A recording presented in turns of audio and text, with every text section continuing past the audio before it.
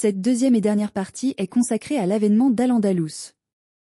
La conquête musulmane a-t-elle réellement été marquée par la violence? Analysons ensemble les principes qui régissaient l'armée musulmane. Comment les habitants de la péninsule ibérique ont-ils accepté la domination des nouveaux conquérants? Quels étaient les termes des pactes de reddition? En comparant le statut des populations ainsi que les systèmes fiscaux sous les régimes byzantins, wisigothiques et musulmans, nous comprendrons mieux les conditions qui ont permis l'établissement d'Al-Andalus. Al-Andalus. Pillage et violence? Vraiment? La chronique mozarabe de 754, rédigée en latin par un auteur chrétien anonyme, évoque des pillages et un transfert de richesses vers l'Orient, tandis que les récits arabes comme ceux d'Ibn al-Qutiyya, historien musulman d'origine wisigothe, présentent les saisies, le butin amassé comme un droit de guerre légitime, ranima selon la loi islamique. Selon les règles omeyyades en vigueur sur tout le territoire de l'Empire, le 5e du butin est envoyé au calife de Damas, tandis que le reste est distribué aux soldats, par ordre de mérite. La chronique mozarabe évoque un climat de violence durant la conquête musulmane. Cependant, à l'exception de la bataille du Guadalete qui fut acharnée et sanglante et qui a opposé deux armées, de nombreux récits historiques suggèrent une réalité bien différente et moins brutale. Règles en vigueur. Les règles de guerre en vigueur à l'époque de la conquête musulmane sont celles édictées depuis le calife Omar ibn al-Khattab. Ces principes s'inscrivent dans le cadre des lois islamiques de la guerre qui visent à réguler la conduite des armées musulmanes. Voici ce que nous savons de ces règles, basées sur les sources historiques et juridiques islamiques classiques. 1. Protection des non-combattants. Il est interdit de tuer femmes, enfants, vieillards et civils ne participant pas au combat. Les moines, les religieux et les paysans, cultivateurs sont protégés. 2. Interdictions environnementales et économiques. On ne coupe pas les arbres fruitiers. On ne détruit ni les récoltes, ni les puits, ni les habitations. On n'abat aucun animal sauf pour se nourrir. 3. Traitement des prisonniers. Il est interdit de tuer les prisonniers après leur reddition. Il est interdit de mutiler ou de torturer les prisonniers. On ne sépare pas un parent de son enfant, ni un époux de son épouse. On prévoit toujours une possibilité de libération des prisonniers par un échange ou une rançon. 4. Respect des lieux de culte. Les églises et synagogues sont protégées tout comme les communautés auxquelles ces édifices religieux appartiennent. Les juifs et chrétiens, les dhimmis, peuvent continuer à pratiquer leur religion en s'acquittant d'une taxe, la jizya. Les villes se rendant par traité conservent leurs lois et lieux de culte. Ralliement des mécontents. L'archéologue et historien français Pierre Guichard, spécialiste d'Al-Andalus précise, Tariq ibn Ziyad aurait d'ailleurs vu se joindre à lui une masse de mécontents, auxquels l'arrivée des musulmans donnait, comme le dit Évariste Lévy-Provençal, une chance d'échapper, par leur ralliement aux vainqueurs, à la dure condition du servage et à l'iniquité du régime. Vous avez bien entendu. En se ralliant à Tariq ibn Ziyad, les habitants de la péninsule ibérique échappent à la dure condition du servage, une forme d'esclavage, et à un régime oppressif.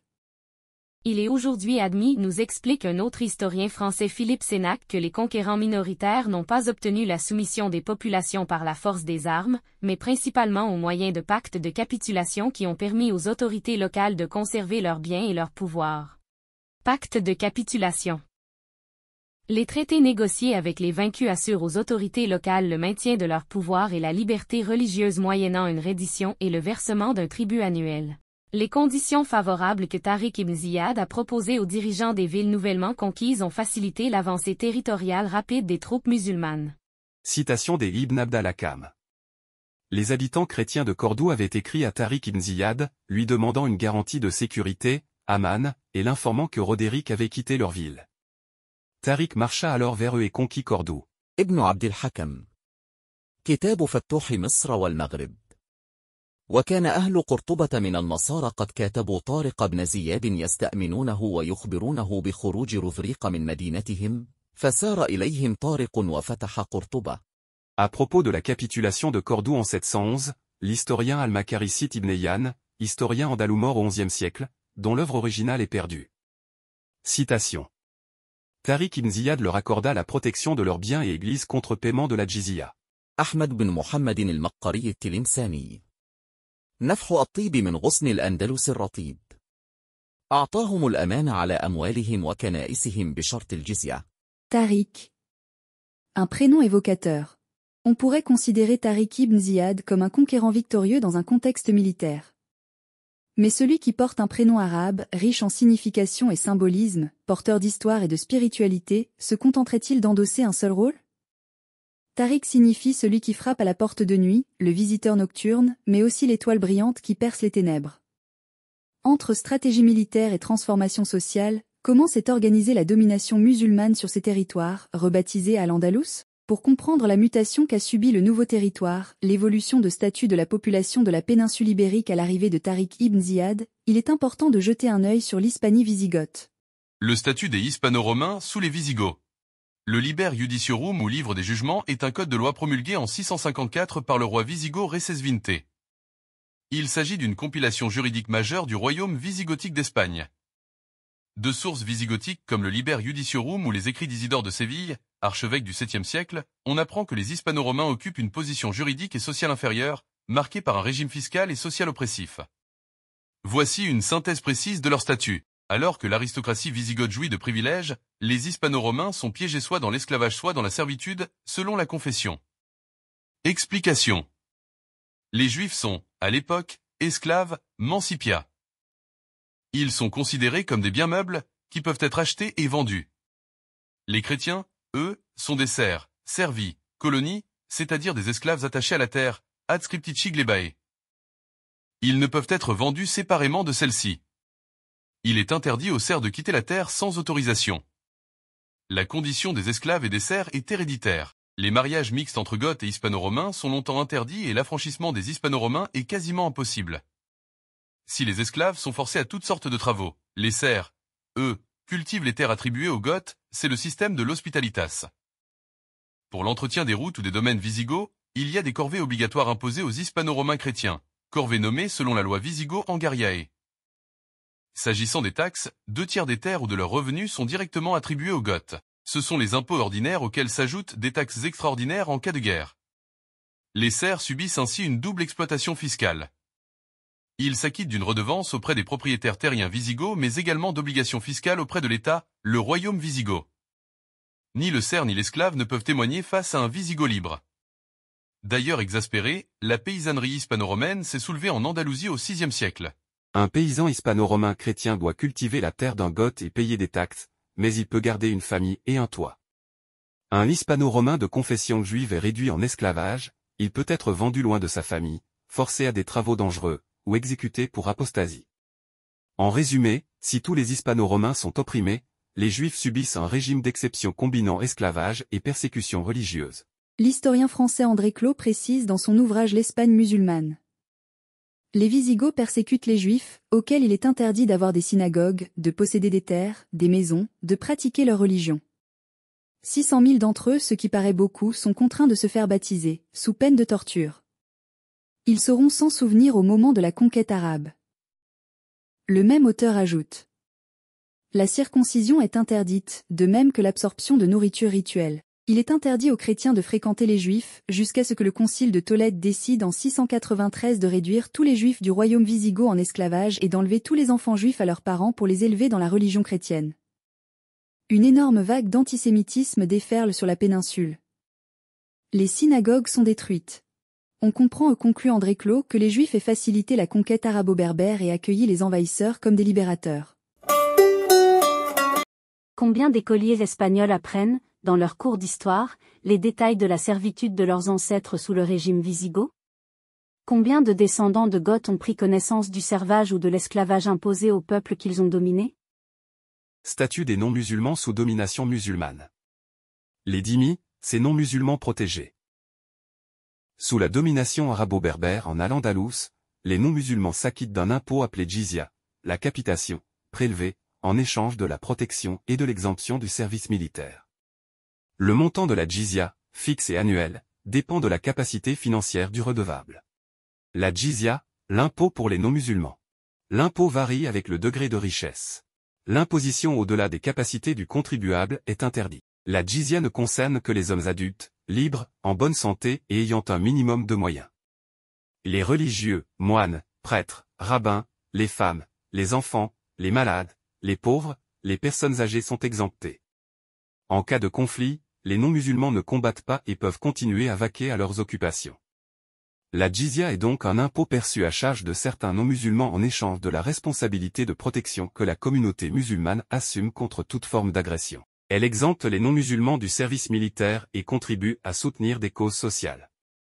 La jizya est parfois présentée comme un impôt lourd et exagéré, mais la capitation imposée par les Arabes n'est pas plus élevée que les exigences du fisc byzantin, précise l'historien, archéologue, anthropologue, spécialiste de l'Afrique du Nord antique et médiévale, Gabriel Camp. Mieux encore, une étude comparative qui s'appuie sur les travaux d'historiens spécialisés, Charles Issaoui et Michael Ennedi, montre que la jizya imposée par les Arabo-berbères est bien moins lourde que les taxes byzantines.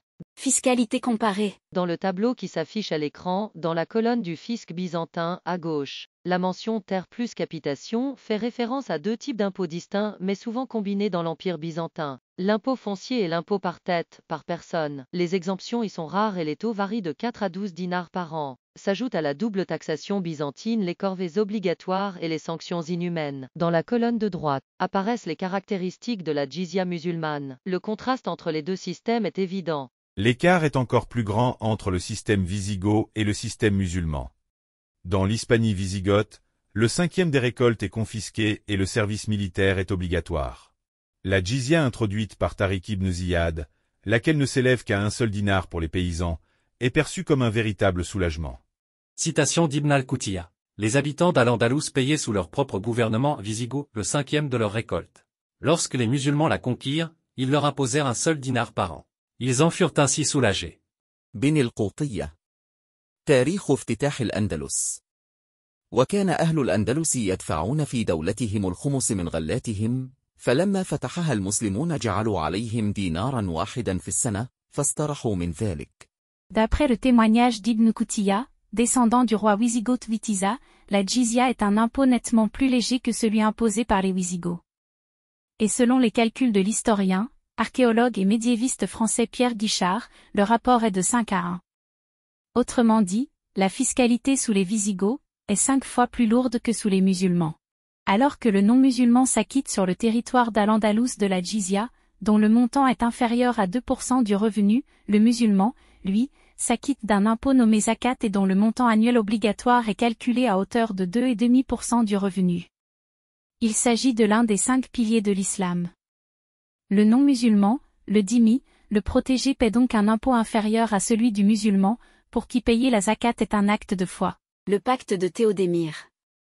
Dans la première partie de cette vidéo, nous vous avons parlé de Théodémire ou Toudmir, un noble wisigoth qui fut l'un des premiers à affronter l'armée de Tariq ibn Ziyad.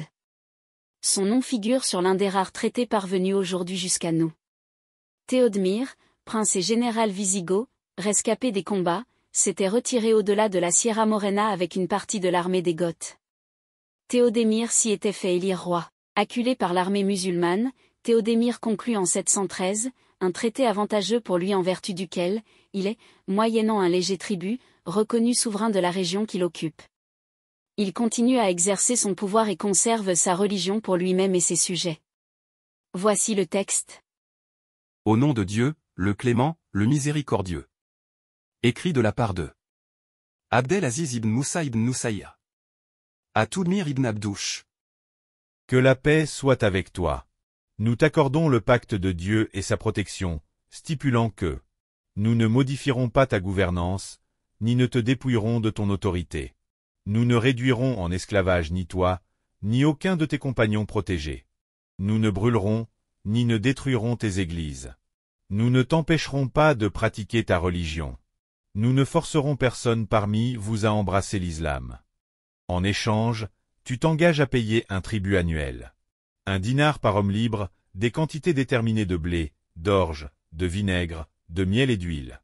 Ne pas soutenir nos ennemis contre nous. Respecter l'autorité du califat omeyyade. Ce pacte est valable tant que vous respectez vos engagements.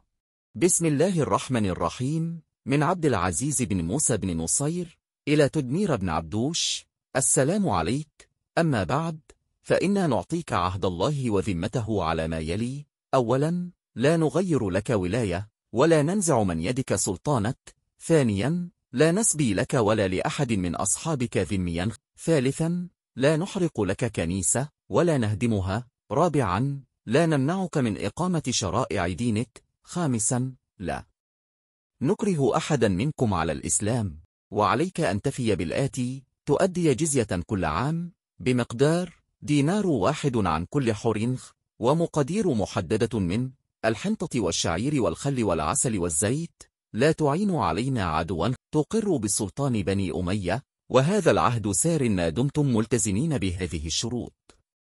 Théodémire, Toudmire et sa communauté ne sont pas des exceptions. Le comte Cassius, d'autres aristocrates wisigoths de Cordoue, descendants du comte Cassius, se sont acquittés de la djizya et ont gardé leur domaine après la conquête musulmane de la péninsule ibérique. Cette famille, connue sous le nom des Banu Qazi ou fils de Cassius, embrasse l'islam 3 siècles plus tard, c'est-à-dire au XIe siècle. Sa descendance se trouve aujourd'hui en Algérie, où l'on retrouve les noms de famille des Banu Qazi, les Benkazi, les Qazi-Ewel et Qazi-Tani, qui correspondent à la première ou seconde vague d'émigration de la famille d'Al-Andalus vers le Maghreb central, suite à la Reconquista. Al-Andalus. Un régime doux. Grâce au pacte proposé par les hommes du califat omeyyade, des régions entières se soumettent sans combat. Sur la péninsule ibérique, le régime imposé aux chrétiens est relativement doux, reconnaît André Clos. Et à y regarder de près, l'évolution pour les deux communautés tant chrétiennes que juives apparaît, disons-le, phénoménale.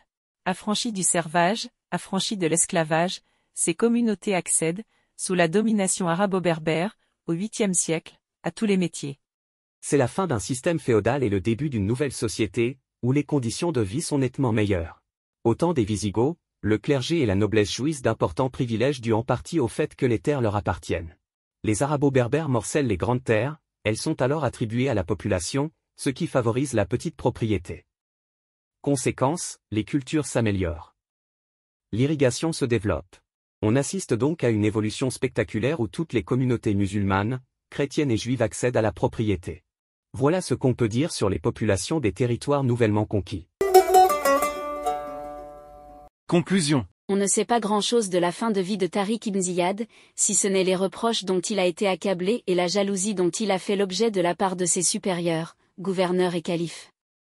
Mais bien que mort dans l'obscurité, peut-être à Damas, vers l'année 720, son nom ne peut être éclipsé.